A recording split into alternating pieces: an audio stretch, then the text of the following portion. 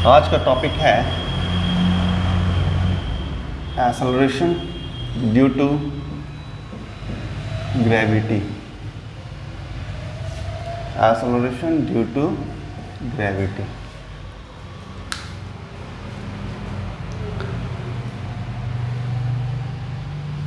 जिसे हम लोग जी लेटर से इंडिकेट करते हैं, जिसका वैल्यू 9.8 मीटर पर सेकेंड स्क्वायर होता है।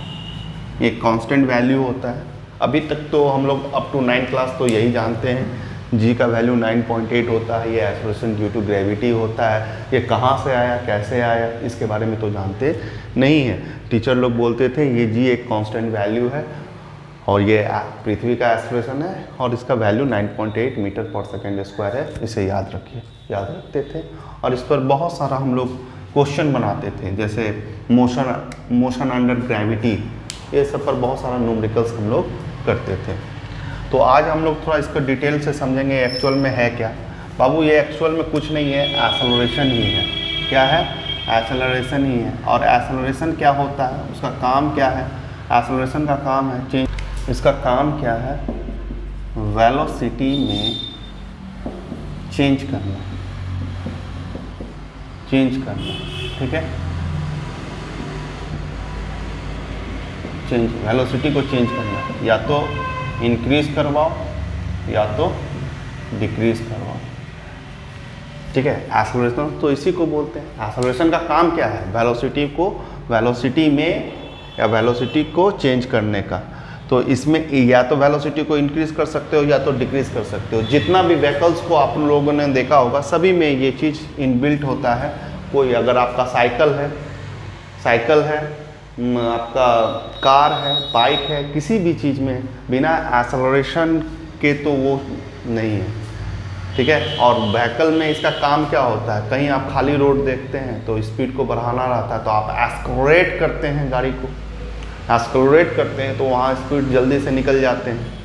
और कहीं आप देखते हैं कि अगर बहुत भीड़ है तो वहाँ पर आप ब्रेक का यूज़ करते हैं, जिसे हम लोग रिटार्डेशन बोलते हैं। और स्पीड को, वो ब्रेक का काम क्या होता है? स्पीड को डिक्रीज करना, स्लो करके उस भीड़ वाले रास्ते से निकलना। इसका काम आप ट्रिमेंडस किए हैं। ठीक यही क्वालिटी को हम लोग एक्सेलरेशन बोला जाता है। ये जूनियर सेक्शन में भी हम लोग जानते हैं। ये चीज़ अर्थ के पास भी है, ये चीज़ अर्थ के पास भी है। ध्यान से देखोगे तो तुमको मिलेगा, ठीक है। वेलोसिटी में अर्थ भी बदलाव करता है। जैसे मान लो तुम यहाँ से कोई बॉल को ऊपर की ओर फेंकते हो, ठीक है। यहाँ से कोई बॉल को ऊपर की ओर फेंकते हो, ठीक है। लो ये तुम बना दिया, तुम यहाँ से किसी बॉल को ऊपर की ओर फेंकते हो। ये जो बॉल है, यहाँ पर स्पीड इसका अगर 20 होगा तो यहाँ पर आपका कितना होगा? ये 20 से ज़्यादा होगा या कम होगा? आंसर है कम होगा, क्योंकि यहाँ पर ये 15 हो जाएगा और यहाँ पर जाएगा तो ये 10 हो जाएगा और यहाँ पर जाएगा तो ये 5 हो जाएगा और यहाँ पर ये जाएगा तो आपका 0 हो जाएगा। क्या हो जाएगा? 0 हो जाएगा मीटर पर। ये आपका v फाइनल वेलोसिटी 0। ऐसा क्यों हुआ? इसमें वेलोसिटी में बदलाव हुआ है और इसके बाद बॉल के साथ क्या होगा? बॉल रिटर्न अब आना स्टार्ट हो जाएगा। बॉल यहाँ से रिटर्न स्टार्ट हो जाएगा, फिर यहाँ आ जाएगा, फिर यहाँ आ जाएगा और यहाँ आते हुए ये इस तरह अर्थ पर गिरेगा। तो यहाँ से यहाँ तक में वेलोसिटी आपका अगेन क्या पकड़ेगा? 0 था। यहाँ पर क्या था? 0 था, 0 मीटर पर सेकेंड। अब क्या हो गया? 5 मीटर पर सेकेंड। अब कितना हो गया? 10 मीटर पर सेकेंड। अब यहाँ पर 15 मीटर पर सेकेंड और यहाँ 20 मीटर पर सेकेंड हो जाएगा। तो आपने जब थ्रो किया था, बॉल को थ्रो किया था, तो यहाँ पर स्पीड आपने देखा कि ये डिक्रीज हो रहा है। क्या हो रहा है? डिक्रीज हो रहा है। और जब बॉल नीचे की ओर आ रहा है तो तुम्हारा वेलोसिटी इंक्रीज हो रहा है, वेलोसिटी इंक्रीज हो रहा है। ये देखने को मिलता है कि नहीं? नहीं मिलता है तो आज ये आप करके देखिएगा, बॉल को देखिएगा, ये रिटर्न जरूर आएगा। ये स्टार्टिंग में रिटर्न नहीं आता है। ये स्टार्टिंग में अगर मैं आपको इधर से फेंकें तो यहाँ तो ये बहुत अच्छा स्पीड बनाते हुए जाएगा, लेकिन जैसे जैसे ये ऊपर की ओर जाएगा इसका स्पीड घटता जाएगा और एक समय ऐसा भी स्पीड होगा जहाँ पर उसका फाइनली 0 होगा, वहाँ से वो रिटर्न बैक करता है और जिस जिस पोजीशन पर ये जितना स्पीड बनाया है उतना ही स्पीड से ये नीचे की ओर आता है। लेकिन मेन बात इस एग्जाम्पल को दिखाने का यह है कि यहाँ पर आपका वेलोसिटी चेंज हो रहा है, यहाँ डिक्रीज हो रहा है और यहाँ पर इंक्रीज हो रहा है। जो यहाँ पर हमने बोला था कि एक्सेलरेशन का काम क्या है, इंक्रीज और डिक्रीज करवाना, ऐसा ये भी हो रहा है। लेकिन इसको ऑपरेट कौन कर रहा है? इसको ऑपरेट कर रहा है अर्थ। इसको ऑपरेट कौन कर रहा है? अर्थ कर रहा है। अर्थ का ये काम है। तो अर्थ के पास माना जा सकता है कि अर्थ के पास एक ग्रेविटी है, अर्थ के पास माना जा सकता है कि अर्थ के पास भी एक्सेलरेशन है, क्योंकि बिना एक्सेलरेशन का तो वेलोसिटी आप चेंज नहीं ना कर सकते हैं। अगर वेलोसिटी में चेंजिंग चाहिए तो आपको एक्सेलरेशन लाना होगा, और अगर यहाँ हो रहा है तो अर्थ के पास भी एक्सेलरेशन है, यह साबित होता है। और उसी एक्सेलरेशन को हम लोग क्या कहते हैं? Acceleration due to gravity. उसी एक्सेलरेशन को हम लोग बोलते हैं एक्सेलरेशन ड्यू टू ग्रेविटी। समझ में आया होगा बच्चा लोग, acceleration due to gravity actual में होता क्या है? पृथ्वी का एक अपना एक्सेलरेशन है। ग्रेविटी वर्ड जब भी आएगा तो अर्थ के बारे में ही बोला जा रहा है, ठीक है। तो इसको फाइंड करेंगे और ये जो कांस्टेंट वैल्यू 9.8 आया है, पहले ये देखेंगे कि ये कैसे आया है ये वैल्यू, और उसके बाद इसका वेरी पर ही क्वेश्चन आएगा। Variation of acceleration due to gravity को एग्जाम में आपको करके जाना। चलिए ये सब टॉपिक स्टार्ट करते हैं। एक्सप्रेशन करेंगे, एक फॉर्मूला निकालने का कोशिश करेंगे एक्सेलरेशन ड्यू टू ग्रेविटी। इसके लिए सबसे पहले अर्थ को लेना होगा तुमको। अर्थ ले लो और यहाँ पर एक बॉडी ले लो जिसका मास m है, अर्थ का मास को क्या चीज में नापोगे? Capital M। दो बॉडी हो गया। अर्थ का सेंटर यहाँ पर मान लो और इसका सेंटर यहाँ पर मान लो। यहाँ से यहाँ तक का डिस्टेंस को कैपिटल R ही रखो, ठीक है, क्लियर? ये सरफेस पर है। यहाँ पर कितना फोर्स लग रहा है वो खोज करके आपको बताना है, ठीक है। सबसे पहले यार हमको जो समझ में आ रहा है स्टार्टिंग में, न्यूटन सेकेंड लॉ के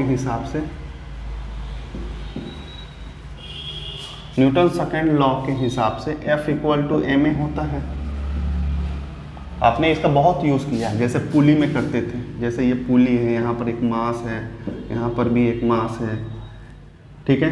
अब हम बोलते थे कि ये रस्सी में कौन सा फोर्स लगेगा, तो आप बोलते थे टेंशन लगेगा।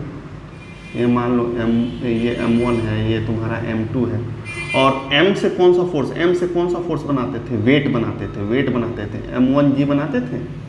यहाँ पर भी आप क्या लगाइएगा? टेंशन ऊपर की ओर लगेगा, यहाँ M2G लगेगा, M2G। ये कौन सा फोर्स बनता था? वेट बनता था, क्लियर है। ये कहाँ से बनता था? Newton second law. देखो न्यूटन सेकेंड लॉ बोलता है क्या है? न्यूटन सेकेंड लॉ यह बोलता है कि अगर आपको फोर्स बनाना है तो दो चीज़ चाहिए, मास चाहिए और एक्सेलरेशन चाहिए। मास चाहिए और क्या चाहिए? एक्सेलरेशन चाहिए। मास तो इस बॉडी का है ही, छोटा सा बॉडी, ये जो बॉडी रखा हुआ, और इसे एक्सेलरेशन क्या मिलेगा? अगर इसको एक्सेलरेशन क्या मिल रहा होगा, ठीक है, इसको एक्सेलरेशन क्या मिल रहा होगा? g मिल रहा होगा। तो यहाँ पर क्या हो गया? mg, force equal to mg, जिसे हम लोग बहुत पुराने नाम से जानते हैं, वेट। क्या जानते हैं? वेट। पहला फोर्स ये न्यूटन सेकेंड लॉ। दूसरा न्यूटन्स के हिसाब से न्यूटन्स लॉ ऑफ ग्रेविटेशन। क्या? Newton's law of gravitation.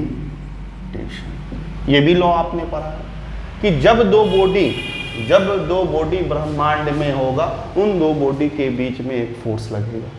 तो बॉडी तो यहाँ पर बाबू दो है, एक बॉडी ये हो गया, एक बॉडी ये हो गया, दो बॉडी है, इसका बीच का दूरी कितना हो गया? r ही हो गया। अब इतना डिस्टेंस को क्या मानो? कुछ नहीं, ये डिस्टेंस को नेगलेक्ट करके तुम यहीं से ले सकते हो। ये डिस्टेंस कितना हो गया? r हो गया। इस डिस्टेंस को इतना नेगलेक्ट करो, ये कोई ऑन द अर्थ सरफेस पर ही है ना, तो ये डिस्टेंस आपका r हो गया। तो दो बॉडी के बीच में लगने वाला फोर्स के बारे में न्यूटन साहब ने क्या कहा है? दो बॉडी m1 है, यहाँ m2 है, बीच का दूरी r है, तो इसके बीच में लगने वाला force G m1 m2 by R square ये होता ही है। तो न्यूटन्स लॉ ऑफ ग्रेविटेशन से यहाँ अप्लाई करेंगे तो F, ठीक है, एक बॉडी का कैपिटल G यूनिवर्सल कांस्टेंट, एक बॉडी का मास तुम्हारा अर्थ का मास ले लेते हैं, स्मॉल m उस बॉडी का मास ले लेते हैं। उन दोनों बॉडी के बीच में आप देख रहे हैं उस फिगर में डिस्टेंस कितना है, r स्क्वायर। ये हो गया आपका इक्वेशन नंबर 2। ये दोनों अर्थ का ही फोर्स है, ये दोनों अर्थ का ही लगने वाला फोर्स है। इस हिसाब से ये दोनों फोर्स आपस में इक्वेट कर सकते हो। ग्रेविटेशनल किसका है, ये ग्रेविटेशनल, ये ग्रेविटी ही है ना, फोर्स ऑफ ग्रेविटी ही है, ये भी फोर्स ऑफ ग्रेविटी ही है। यहाँ ऑपरेट कौन कर रहा है, अर्थ ही कर रहा है। तो दोनों फोर्स को आप कंबाइन कर दो, इक्वेटिंग 1 and 2, 1 और 2 को इक्वेट करोगे बच्चा तो एक निकला mg और दूसरा निकला है g capital M by R square. Clear है, m आपका कट गया और g का value gm by R square आपका आया। ये फॉर्मूला आपको भूलना नहीं है, ग्रेविटेशन चैप्टर में ट्रिमेंडस यूज है इस फार्मूला का। हम फिर से बोल रहे हैं, ये फार्मूला आपको नींद में भी याद होना चाहिए। G इक्वल टू पेज को पलटना नहीं है, G इक्वल है। तो अब हम लोग एक्सप्रेशन आ चुका है, एक्सप्रेशन हमारा मिल चुका है। G का क्या होता है बच्चा, G होता है M होता है आर स्क्वायर होता है। इसे याद रखना है, आपको याद करना है। कुछ कांस्टेंट वैल्यू है, इसको पुट करके आप 9.8 निकाल सकते हैं। जैसे ये G, ये तो यूनिवर्सल कांस्टेंट है 6.67 into 10 to the power -11। M mass of earth, ये क्या है, मास ऑफ अर्थ है। तो मास ऑफ अर्थ हमारा हो गया 6 into 10 to the power 24 kg, ठीक है। और तुम्हारा और दूसरा क्या चाहिए तुमको, radius of earth. Radius of earth, radius of earth होता है 6.4 into 10 to the power 6 metre. अब बाबू अगर ये तो अर्थ की जानकारी है, किसका जानकारी है, अर्थ का। ये तुम मून का निकालो या जुपिटर का निकालो या मार्स का निकालो, ये तो G यूनिवर्सल कांस्टेंट है। इसका यूनिट याद रखिएगा, क्या होता है इसका यूनिट, न्यूटन मीटर स्क्वायर पर केजी स्क्वायर, ठीक है। तो ये फार्मूला आपको भूलना नहीं है। अगर आप चाहते हैं इसी तरह का G हम मून का निकालें तो आपको ये दो चीज़ आपको रिक्वायरमेंट पड़ेगा, मास और रेडियस ऑफ मून, ठीक है। ऐसे भी अदर प्लैनेट का निकाल सकते हैं। फिलहाल अभी हमारा टारगेट क्या है, अर्थ पर ही रहने का है, मून पर जाने का नहीं है, तो अर्थ पर ही है। चलो अर्थ पर स्टार्ट करते हैं। तो G निकाल के घर में देखिएगा, ये चीज़ कैलकुलेशन करने जा नहीं रहे हैं। जैसे G के जगह पर क्या बैठाइएगा, 6.67 इंटू 10 टू द पावर -11 बैठ गया। मास 6 इंटू 10 टू द पावर 24 और फिर क्या लिखिएगा 6.4 इंटू 10 टू द पावर 6 का स्क्वायर। क्लियर है, ये सभी को सॉल्व करके देखिएगा, आपको 9.8 मीटर पर सेकेंड स्क्वायर आपको मिलता हुआ दिखेगा। तो आज आप लोगों ने जाना है, जो टीचर लोग 9 क्लास में या जूनियर क्लास में बोल देते हैं G इक्वल टू 9.8 मीटर पर सेकेंड स्क्वायर, याद कर लेना ये एक्सेलरेशन है। तो आज पता चला ये आता कैसे है, इसका एक्सप्रेशन क्या है, ये निकलता कैसे है, क्या ये मून का और अदर प्लैनेट का भी निकाल सकते हैं, एकदम निकाल सकते हैं। अगला टॉपिक जो है इसका फ़ायदा क्या है, इससे क्या क्या आप निकाल सकते हैं, ठीक है। यूज़ ऑफ, तो इसके मदद से आप दो चीज़ निकाल सकते हैं इसके मदद से, एक और मास ऑफ अर्थ, मास ऑफ अर्थ, दूसरा डेंसिटी ऑफ अर्थ, ये निकाल सकते हैं इसके मदद से। जैसे G इक्वल टू आप कितना जानते हैं, Gm बाई आर स्क्वायर जानते हैं। तो यहाँ G हो गया, आर स्क्वायर हो गया G, इससे आप क्या निकाल सकते हैं, आप जी का वैल्यू जानते हैं 9.8 होता है, ये भी constant value 6.4 into 10 to the power 6.4 into 10 to the power 6 का स्क्वायर कर सकते हो। और जी का वैल्यू बच्चा क्या है 6.67 into 10 to the power -11। Solve कीजिएगा, आपको मास क्या निकल के आएगा 6.6 into 10 to the power 24 kg। ये मास ऑफ अर्थ आप लोगों ने निकाला। ठीक इसी तरह से डेंसिटी अगर निकालना हो, डेंसिटी, तो डेंसिटी का फार्मूला मास बाई वॉल्यूम होता है। क्या होता है, मास बाई वॉल्यूम होता है। क्लियर है। तो डेंसिटी निकालना है तो आपको मास चाहिए। मास इक्वल टू आपने क्या यूज़ किया है, G/r²/gm। तो मास को हटा करके आप लिख सकते हैं G/r²/g और डिवाइडेड बाय वॉल्यूम। बाबू ये अर्थ किस शेप का है, स्फीयर है। क्या है, स्फीयर है। स्फीयर का वॉल्यूम क्या होता है 4/3 πr³ होता है। तो इसका वॉल्यूम क्या होगा 4/3 πr³ होगा। ठीक है। ये देखो बच्चा लोग, यहाँ कुछ कटने वाला तो काटो, जैसे ये कट गया। ठीक, 3 ऊपर जाएगा, इसको फ्रेश करके लिखिए। तो आपका G 3G और यहाँ पर क्या आया आपका 4 πr∗G।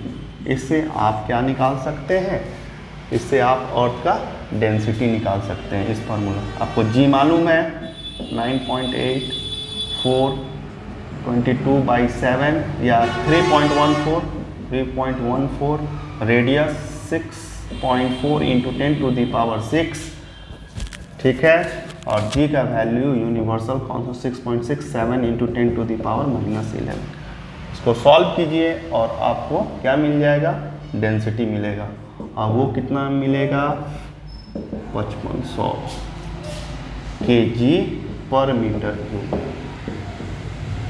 kg/m³। तो आप लोगों ने देखा G का वैल्यू से हम लोगों ने अर्थ की डेंसिटी खोज ली, अर्थ का मास खोज लिया। तो ये बहुत इंपॉर्टेंट रिलेशन आपका है। क्लियर है।